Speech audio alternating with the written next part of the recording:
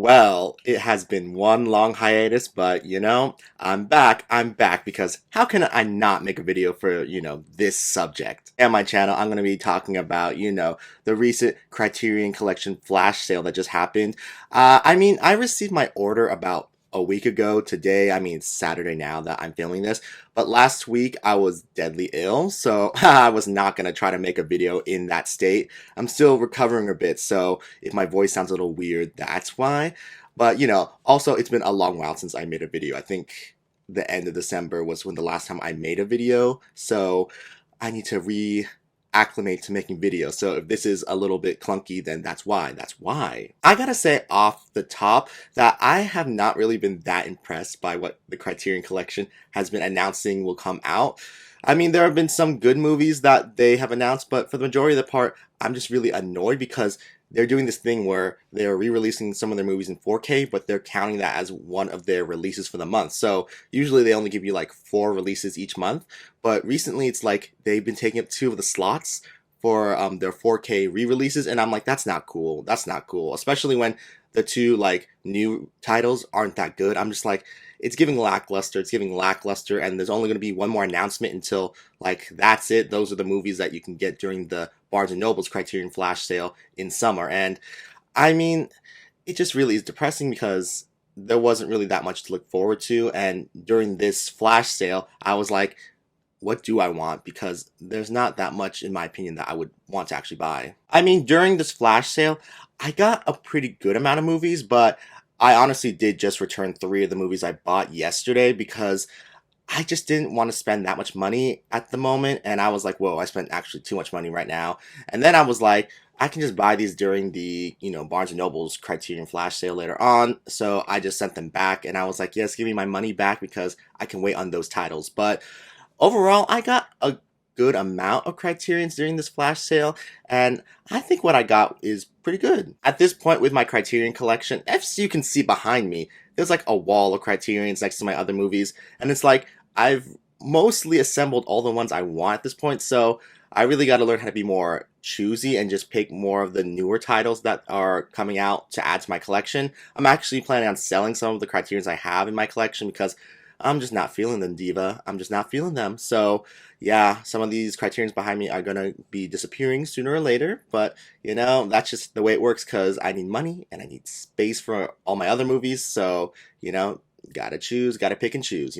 But anyways, let me stop, like, talking randomly. Well, it's not random. Everything I've said at this point has been for a purpose. I had intention and reason for saying what I said. But anyways, let me, just start my Criterion haul and show you what I got already. Yep, see, I told you I'm a little bit rusty at this, but you know what? It's whatever. Okay, so first off, I have spine number 336, and that is Richard Linklater's Dazed and Confused, starring, a multitude of people. But yeah, this is one of the movies that I already had on Blu-ray, but when they announced the 4K, I was like, why not, like, upscale to 4K? It has to be better. I didn't actually look at any reviews about this to see if this 4K is better than the Blu-ray, but I'm just assuming it's better and more crisp, so hopefully it is, because if it isn't, that's gonna be sad, but it's whatever. But yeah, the Blu-ray is something I'm gonna have to sell, so that's gonna be online eventually. But yeah, this movie, I actually liked it a lot when I first watched it, and I really do like how I finally got to see the whole iconic Matthew McConaughey line in this movie, and also I really just love how mean Parker Posey is in this movie. I love it when Parker Posey gets to do stuff and be mean, because that is when she shines the best. Anyone who knows Parker Posey and is a fan of her knows that. When she's being mean or she's being funny or being funny mean, that's when she really excels. Example of that is in this movie and also in The Pussycat Dolls. Underrated classique, that movie is. Criterion Collection, edition when? Okay, moving on to spine number 744, which is Jean-Luc Godard's Every Man for Himself.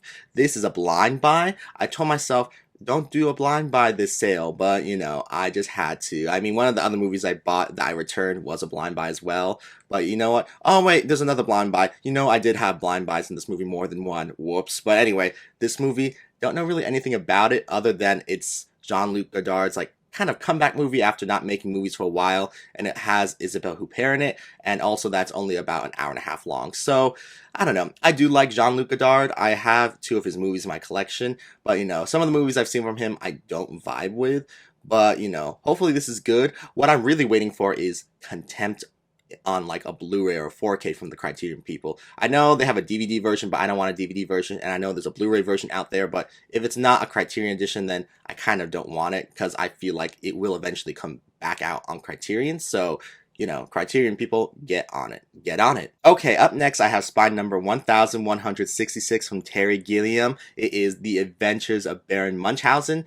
I saw that this movie was going to be in the collection when they announced it, I think in November, and this is a Terry Gilliam movie that was a blind spot for me. I've actually seen mostly all of his movies. I mean, mostly all of his older, well-regarded movies. So when I heard this was going to come out in the collection, I was like, let me see what this is about. So I borrowed it from the library, and then I watched it, and then I was like, wow, this movie is something special. But then again, all the older Terry Gilliam movies are pretty special in my opinion. The movie just has this magical quality to it. The production design, I'm pretty sure, got an Oscar nomination, and rightfully so, because the way this movie looks, like the way it's made, is just incredible. And I don't know, it's like a storybook. It's like we're parsing through a storybook with this movie.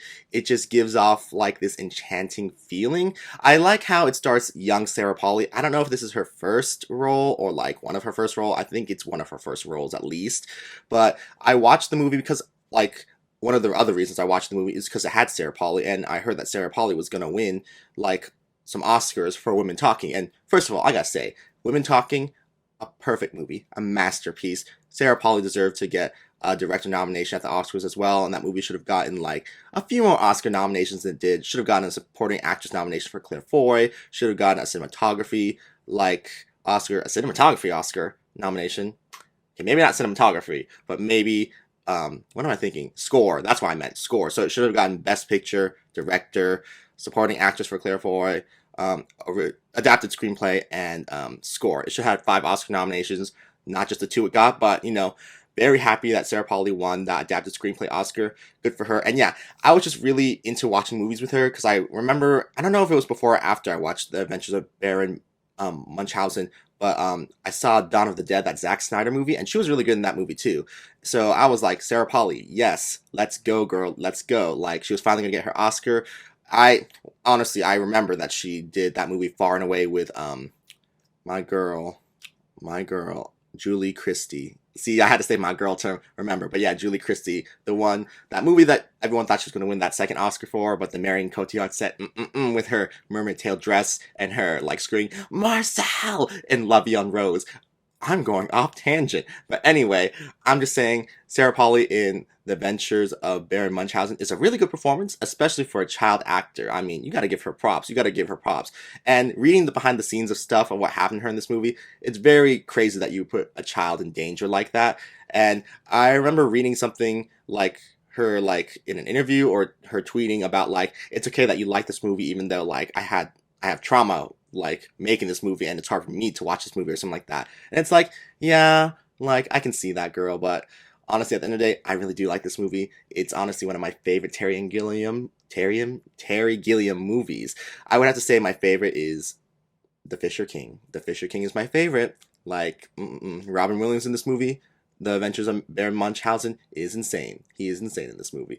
But yeah, The Fisher King, love that movie and can't wait to get a 4K of that. Okay, moving on to the next movie, I have Spine number 1167, and that is Joseph Stahl's The Imitation of Life. Why we only get Joseph Stahl's version of this and not Douglas Sirk's version of this as well is beyond me. I have the Blu-ray that I believe Universal put out that has both versions of this movie, and honestly, this movie is really good, the original version with Colette Colbert and Louise Beavers, but I really do like the Douglas Sirk version with Lana Turner in it. Like, and Juanita Moore is the person who plays the Louise Beavers version in the Douglas Sirk version. But anyway, both versions of the movie are really good, and I'm just wondering why just this copy, especially when you have 3 of Douglas Sirk's movies in your collection already. Like, Imitation of Life is the last like really A-star movie from Douglas Sirk that they're missing. So I'm like, Are you guys going to do an individual copy for it itself, or you're not just going to do it? Because if they just don't do it, it's going to break my heart, because I really want to have Douglas Sirk's Imitation of Life on a Criterion Blu-ray. That way it can sit next to, my All That Heaven Allows, Magnificent Accession, and Written on the Wind. But you know what? At the end of the day, Written on the Wind is the only thing that matters, because that's his masterpiece in my opinion. But anyway, getting back to Imitation of Life, I think this is a really strong movie. I watched it when I was like getting deep into Colette Colbert's filmography, because I was really about Colette Colbert after seeing it happen one night and being like, yes, Oscar winner for that movie, great win, great performance, great movie. So I was watching a bunch of her movies, and then I came across this one, and I was like, huh, this is a little gem, because I think it's a really spectacular story, and that the performance that Colette Colbert and Louise Beavers gives is just masterful. I gotta say, I do like Louise Beavers' performance in this movie, but the way the character is portrayed in this version of the movie, it's just giving, that black character from that time period. And it's like, of course it's gonna, because, this movie was made at that time, and that's just how they portray black women during that time, to be like helpers for white women.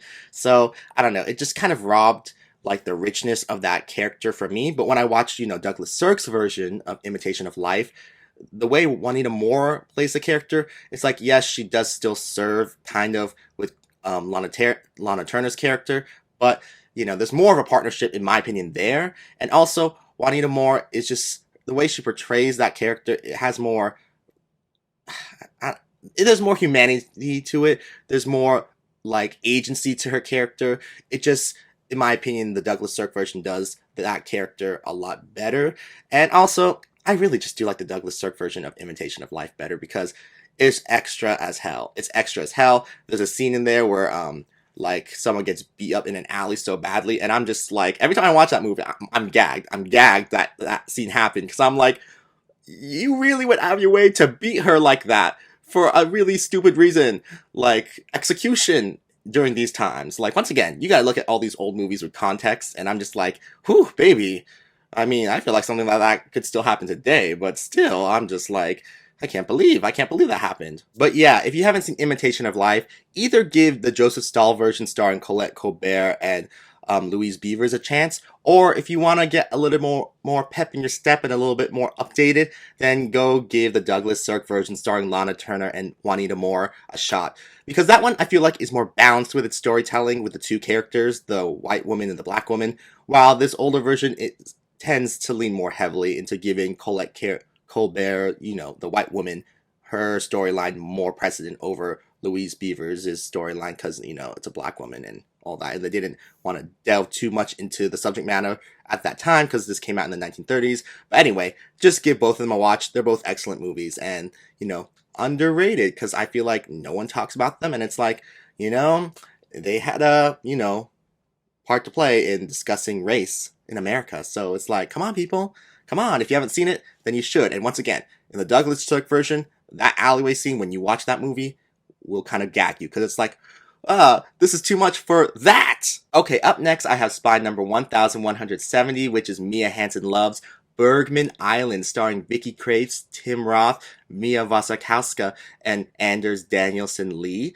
And this movie was a very surprising movie to me, because I had only seen Mia's other movie, Things to Come with Isabelle Huppert, and I wasn't the biggest fan of that movie. But then again, I watched that on Netflix on my phone on a bus, so maybe that was not the best time to watch that. Maybe that is a movie I need to rewatch.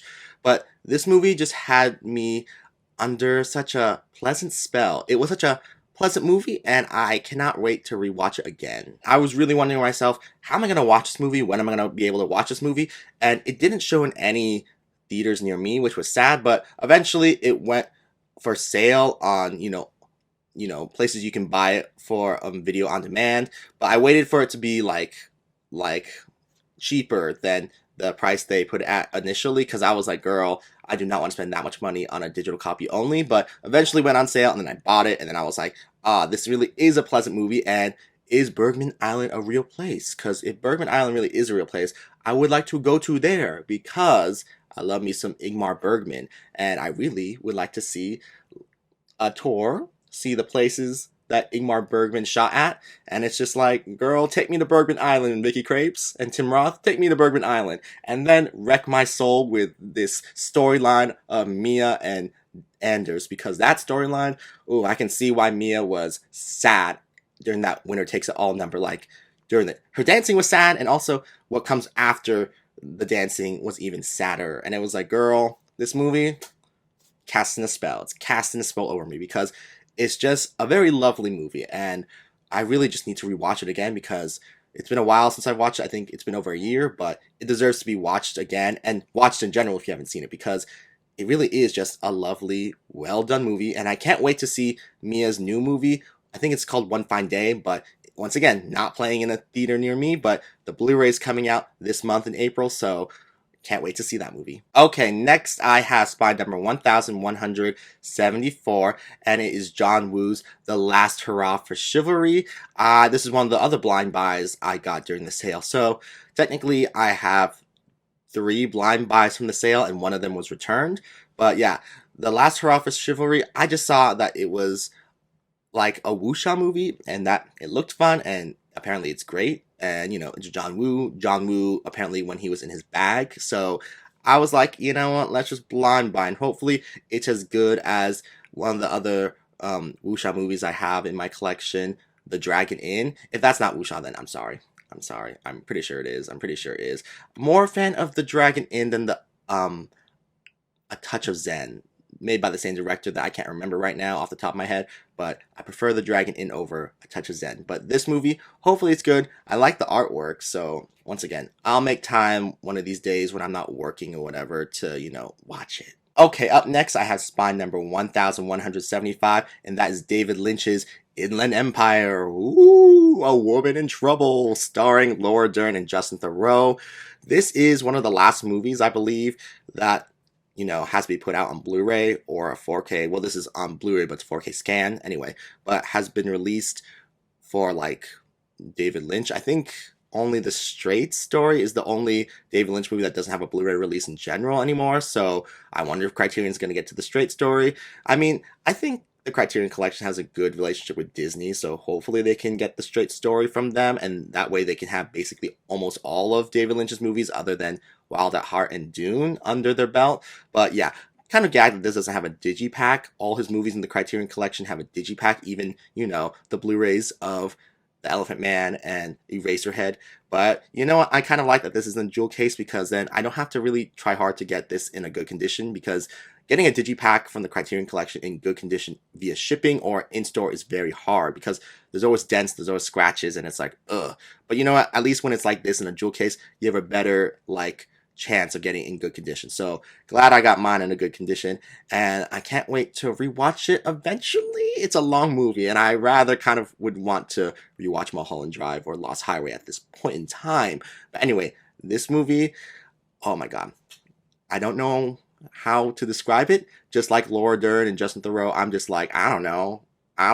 Like, I watched it, I experienced it, and I'm just like, I would like to have a long talk with people about this movie, because it's like, what even did I experience, David Lynch? Okay, and the last thing I got during this Criterion sale would have to be the Three Colors trilogy. I cannot pronounce the director's name for my life. If someone put a gun to my head and said, pronounce it correctly or else I'm going to kill you, you might as well just kill me right on the spot, because it's not happening. It's not happening at this point in time. But anyway, I had a Blu-ray edition of this because, of course, if you love cinema and you like the movies in the Criterion Collection, you would have already stumbled upon the Three Colors trilogy and, you know, love them just as much as you would love anything like the Before trilogy. But anyway, I had a Blu-ray set of these movies, but then when I heard this had a 4K, I sold it. So very glad to have this in a 4K, and hopefully the transfer is great. It's been years since I've seen these movies, but I hopefully will rewatch them soon now that I have them on 4K. I would have to say my favorite movie in the trilogy would either have to be Blue or Red. Those two just hit me more than White. White is good, but White, I'm just not feeling that one in the overall trilogy. So yeah, either blue or red would be my favorite movie. But maybe I might choose blue because it stars Juliette Binoche. And, that one's more about depression and sadness and stuff like that. And it's like, I love me a sad movie. I love me a sad movie, especially when I'm in the mood. And with that, those are all the movies I got and kept during the Criterion flash sale that just happened. I mean, once again, I returned 3 of them because I just needed to save money, and I will pick them up during the Criterion sale at Barnes & Noble's later this year. But, the movies I got, I'm very content with them. I don't regret buying any of them. That's if I regretted it, that's why I would have returned it as well with the other ones I returned. But yeah, the movies I got, very happy that I have them in my collection or upscaled them from the Blu-rays that I had of them. And yeah, it has been a nice sale. Not one of the best in my opinion. The highlight for this whole sale for me was Bergman Island. It's the best movie out of all these movies I bought in my opinion. Sorry to Inland Empire and The Adventures of Baron Munchausen. Those two are great too, but Bergman Island really rules, you guys. It really rules, and, check it out. Check all these movies out if you haven't seen them because they are all amazing movies. So now that I've shown you all the movies I got during my Criterion flash sale, I just wanted to give you guys a little life update.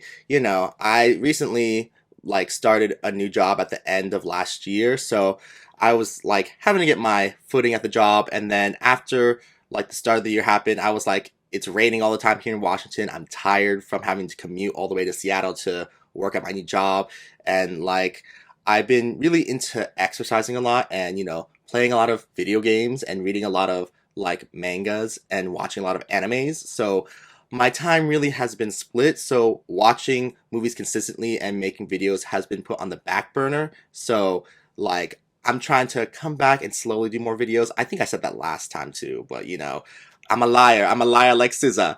Oh, I went and saw SZA recently when she was here in Seattle, and she was great. She was great, but hopefully she makes another album soon.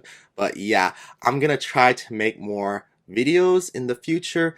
But you know what? Who knows? I'm still trying to boot up my Final Draft 12 to continue writing my screenplay. So as you can glean from what I'm saying, I just be over the place with what I'm doing. So it's whatever I'm in the mood to do at the moment. But there are a lot of things I want to make videos for in the future, especially regarding movies. So, hopefully I get to making those videos. But anyways, tell me down below in the comments what you guys thought of the movies I picked up during this Criterion flash sale. And tell me what movies that you guys picked up during the flash sale, if you picked up any. Because, there's always at least 1 or 2 movies you want to pick up during the flash sale. And, I usually get more movies. But as I said, the choices are starting to get slimmer and slimmer, and during the Barnes & Noble sale in summer that's coming up, there's not that much I'm going to be picking up either, so, be prepared for that. But also, as I said, I'm selling some of my movies, online. I think I'll put, a link to my eBay store, in this video too, with all the movies I'm selling, all my Criterions and other movies I'm selling on eBay. So if you're interested in any of that, check it out. If the link is gone by the time you watch this video, that means I probably sold the items, and I'm just going to delete the link. So yeah. Anyways, you guys, thank you for coming to my channel and watching this whole video. And yeah, I'll see you guys around in the next video whenever that's around. Hopefully I can make myself make a video sooner rather than later. But until then, thank you guys for coming, and I'll see you later. Okay, yes. Bye.